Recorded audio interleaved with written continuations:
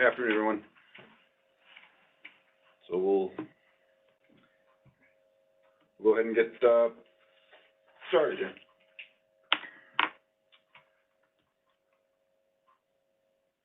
So I'm John Kelly. Besides me is Dr. Cavagnaro, and we'll go ahead and go through the presentation. We have quite a few slides, but if you have any questions, please just go ahead and throw them in the chat, and we'll answer them when we can, or we'll have some time for questions at the end. This is the agenda, and we're gonna just keep moving because quite a few things to go over and get everyone updated on today. First thing we have is we've got a couple great, cause for applauses.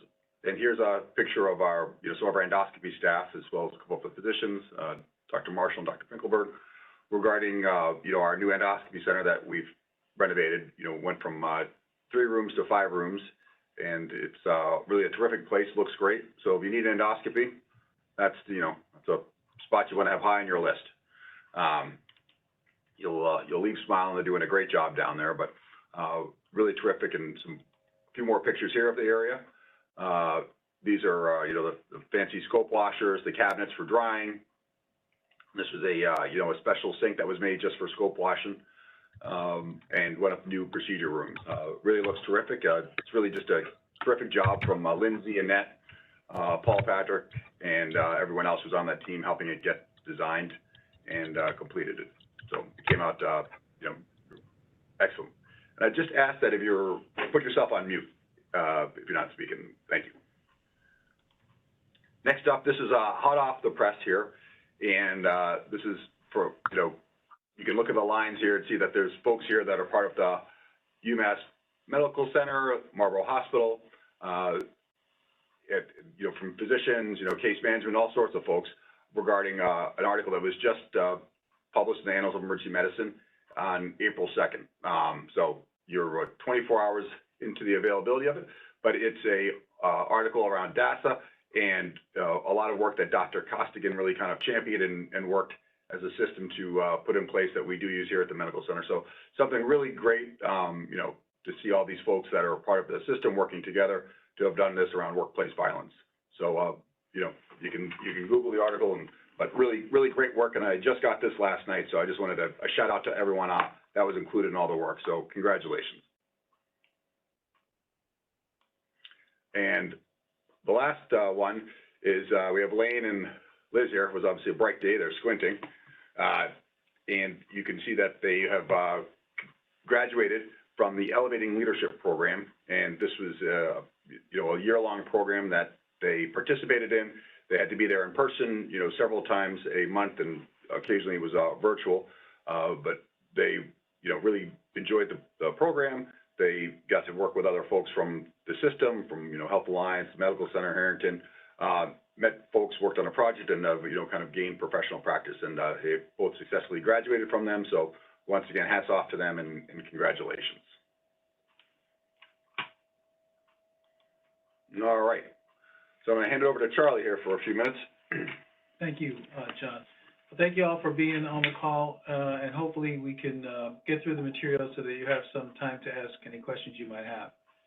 So the two big projects that we're working on, at sort of a corporate level and administrative level are the two projects around merging Marlborough Hospital to become a campus of the medical center.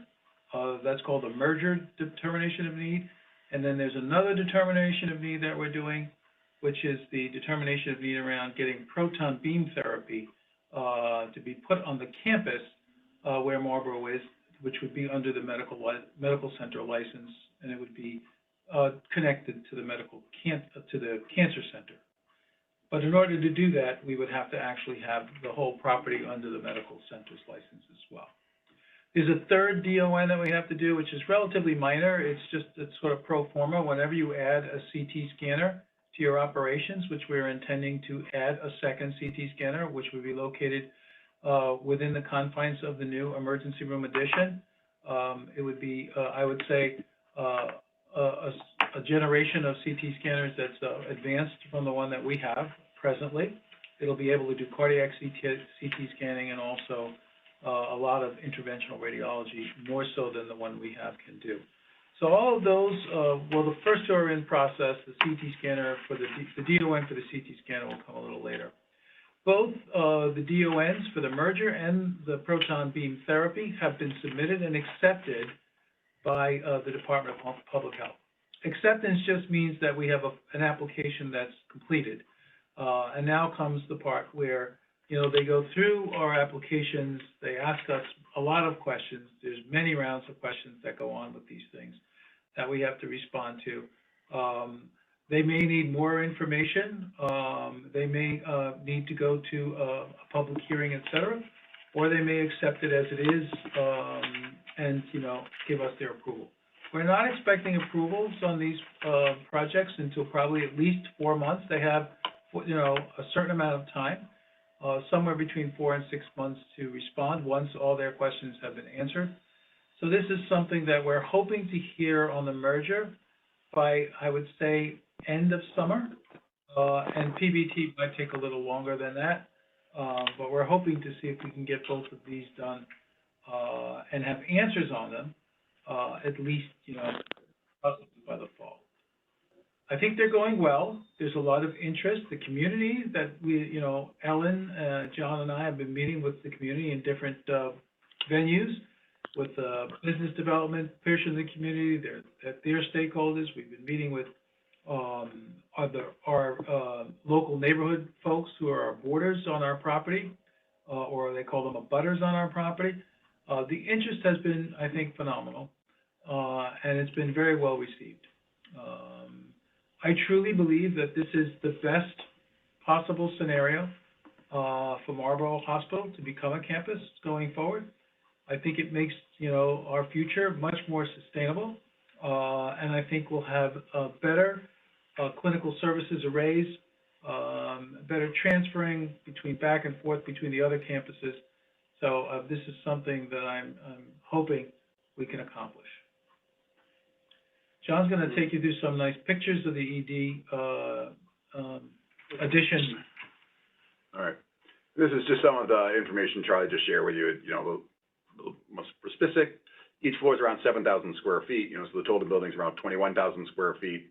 You know, it's the emergency department. You know, it'll be an addition of 10 rooms. You know, and some of the rooms are getting redone. The trauma rooms are getting redone. We'll have 10 private treatment rooms. An open bay area that's, you know, for an individual of size with a bathroom in there as well. Significantly enlarged staffing area, patient toilets, nourishment area, you know, and supportive outflows. And the CT will be just outside of the ED, where the old volunteer office, or where the volunteer office is, and it's currently ED storage. That's where the CT that's where the CT was originally planned to go.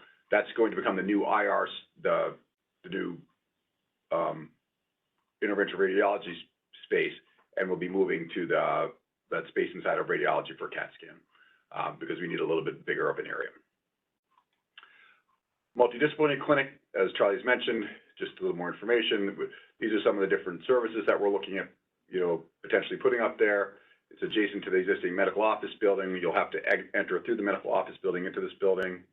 There'll be reception and waiting areas, you know, approximately 8 exam rooms and, you know, procedure rooms, and general staff. But it'll be a, you know, a good addition to the, you know, to the available for hospital license space for physicians to be able to work in. And then the lower level space is shell space for future development. We are looking at, you know, maybe potentially putting physical therapy, bringing them back to the hospital and bringing the outpatient areas, you know, in Marlborough back here. It would not affect the Shrewsbury area, just to be clear.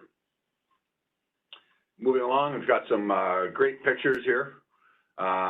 This is, you know, kind of rendering of what the parking lot will look like. Well, hopefully the parking lot's actually a lot fuller.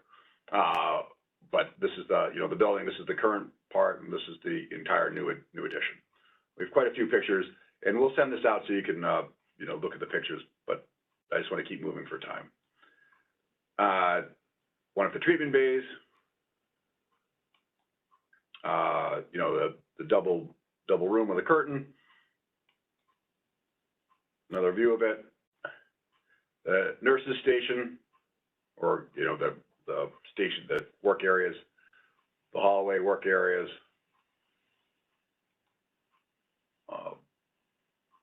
Treatment room or So that's the update in kind of the emergency department. So what's exciting, also will become a little stressful for folks over the next kind of 12 plus months as we're doing the construction. And the first part of the construction is scheduled to start right around April 14th. And that's really the enabling work. And what we mean by that is there's some work that has to be done outside the emergency department with coolers and moving of generators and utilities. So starting April 14th, the red area here is going to be closed, which means there's going to be no access for anyone that's not part of the construction team to be parking or to walk through. So we're going to have about, I think it was 22 spaces, if I remember, closed off. The construction traffic will, follow these arrows. The ambulance, traffic can continue to come in, but it's definitely going to impede parking a little bit. So we will have to make sure folks are parking in the back and on the sides. And there's plenty of parking. We've had, we've had our own security guards count, which I was thankful Zeke for taking care of that. And they've also done, some engineering studies, and they've come up with the same decision, the same answer that there's plenty of parking with having these parking spots closed. So it will require all of us to do a little bit more walking. The good news, it's happening in the spring. The bad news is it's going to last for, about a year. And just another kind of close-up of it, but more information to be shared. They are working on sidewalks and kind of making it a safe area to walk in.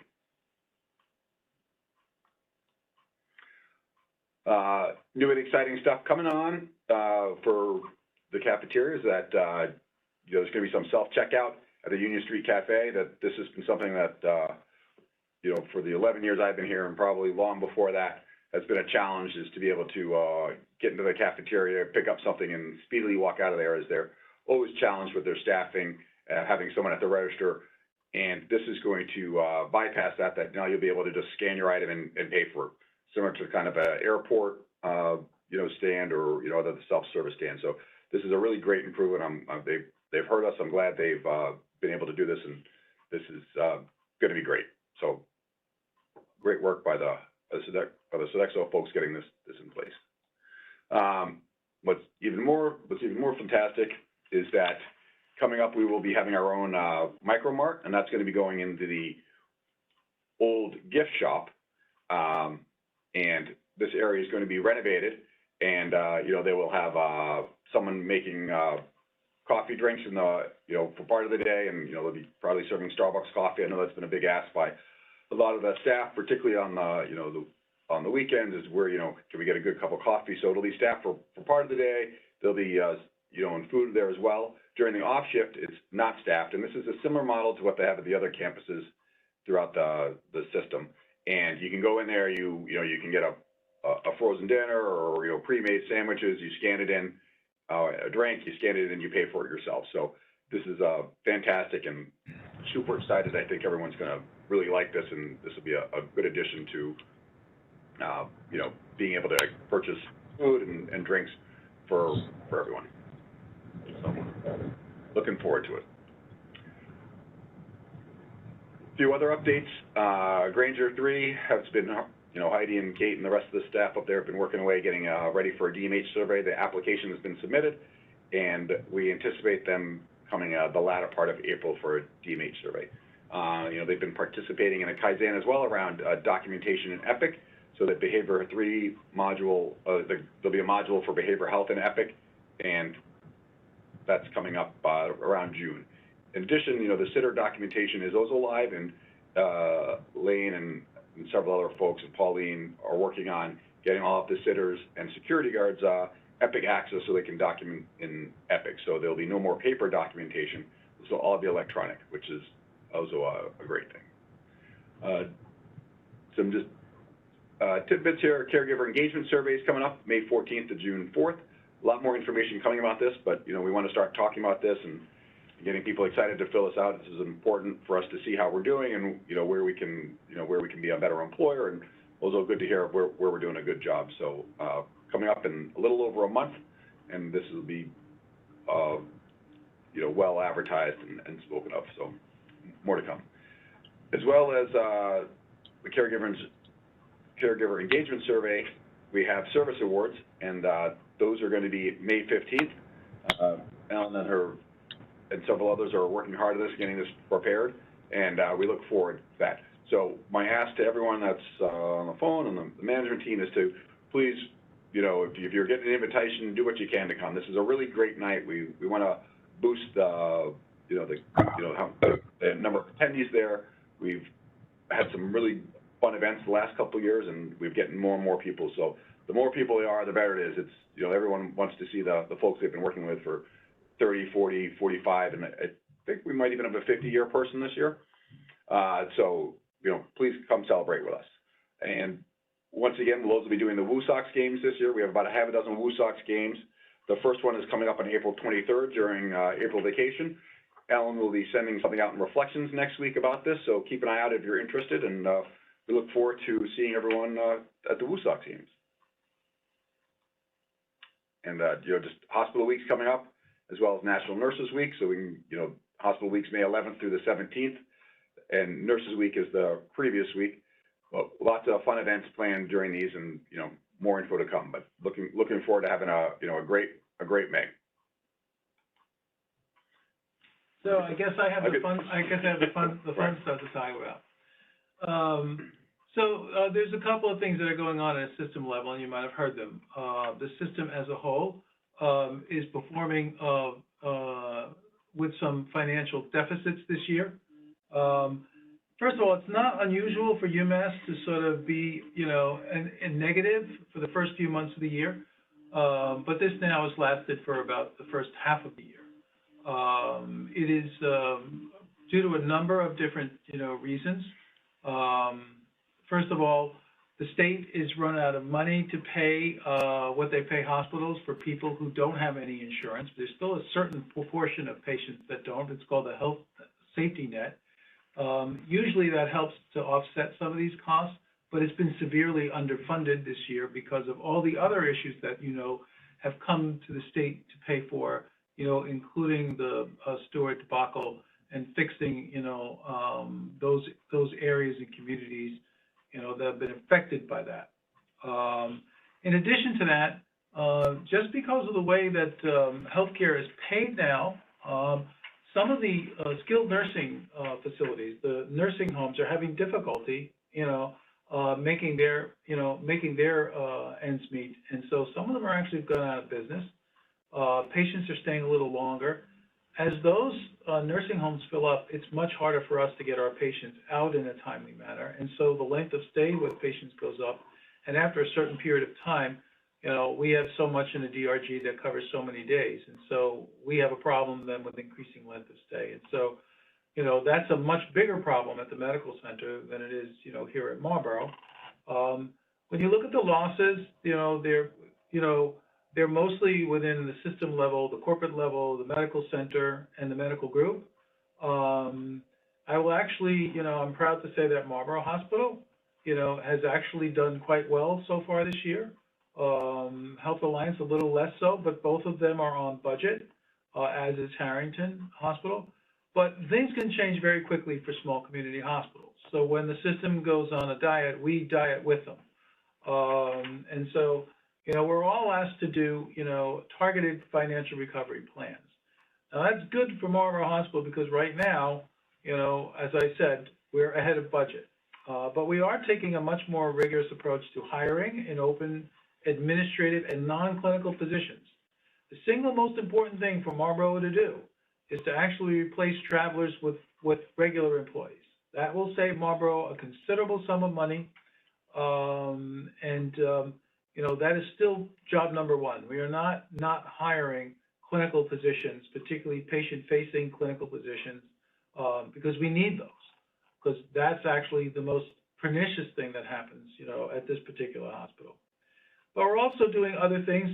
We're canceling conferences, non-essential travel, except if you have it in your employment agreement, or if it's something that's something that's been pre-agreed to, et cetera.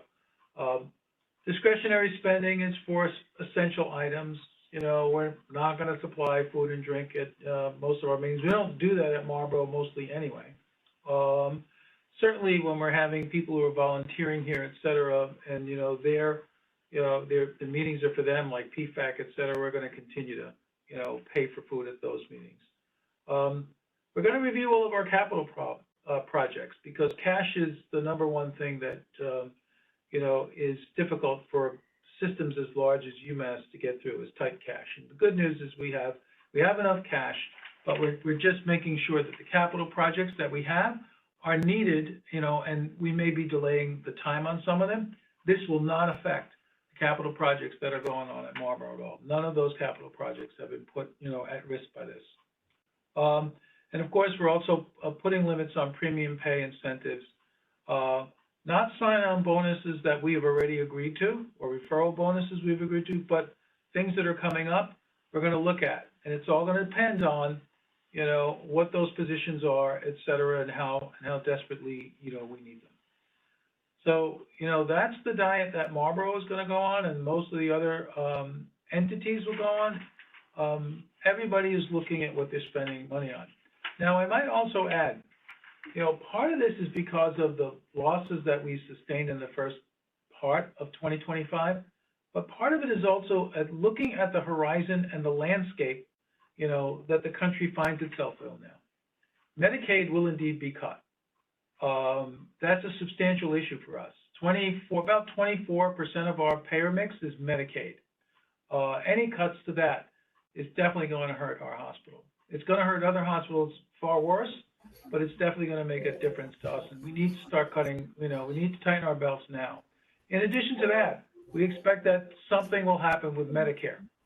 And then because we're part of an academic system, it doesn't affect, our operations at Marlborough directly, but, we are the teaching hospital for the medical school. And I don't know if you've been reading what's been happening lately, but research has been cut dramatically. Many programs have just been sort of wiped out. There was a list of them that came out today. Things that used to be that you could rely on, NIH, et cetera. Some of these departments are just gone. So we are facing a new horizon, a new world. And everything is going to get more expensive, et cetera. The good news is that tariffs are not affecting pharmaceuticals at present, because we buy a lot of our pharmaceuticals abroad. Not Marlborough specifically, but just American healthcare does. And so that's still, out there. That could happen.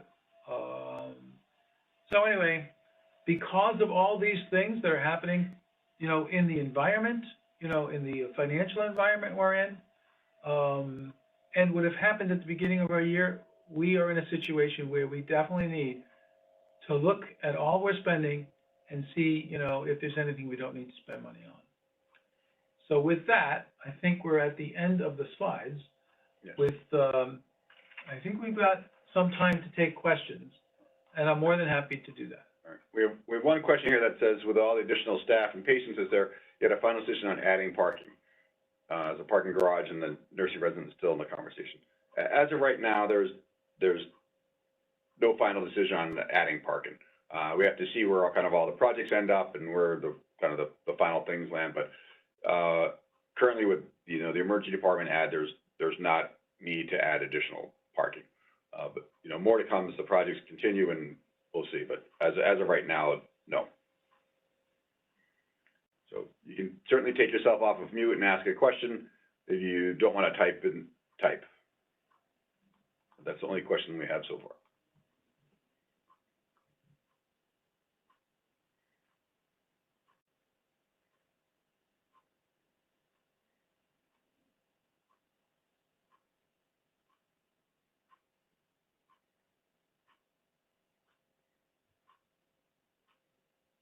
We'll take jokes if you don't have questions. If there are questions that you don't want to ask in a forum, please don't hesitate to send an email to myself, to John, to Ellen, whoever you want to send it to. If it's anonymous, you could probably send it to any one of us, so I don't know how you do that, though. But, we're happy to answer questions. We would rather answer questions you have that you don't want to ask than to have you thinking about answers that are probably, something that we can clear up for you. We do have another question here. Is there more clarity on dual employees, current medical center and Marlborough employees? And I guess I'm looking at, if you don't mind just taking yourself off of mute, because I'm thinking one thing, but I'm not sure that's what you're asking. So I would just like to Payroll-wise. Payroll-wise would be receiving go ahead, yep. Can you hear me? Yeah. Yeah. I guess I was asking, for those of us that are grandfathered in, so to speak, and currently work for both the medical center and Marlborough, in terms of pay, overtime, those types of requirements or restrictions, is there more clarity on how that would be handled? In the future, like post-merger? Correct. At this time, no. But that's a good question. We do have an HR group that's been kind of looking and asking questions. We've had a couple opportunities for staff to meet with HR, the labor folks to kind of get these questions out there, or get their questions answered. I don't know if we've had this question come up, so we'll pass this one along. But as of right now, there's been, I can answer that there's been no decision about how that will be handled moving forward. I would say in general, Shannon, that, these questions that seem to be simple yes or no answers are just not that simple, because there's a large it depends, and all of these situations, if there's 10 employees, there's 10 little different situations. And so it takes actually probably somebody to sit down with, when the time comes, to go through how it affects a particular individual. It would be easy if we could just say, this is how it affects everybody, but it's just not that simple.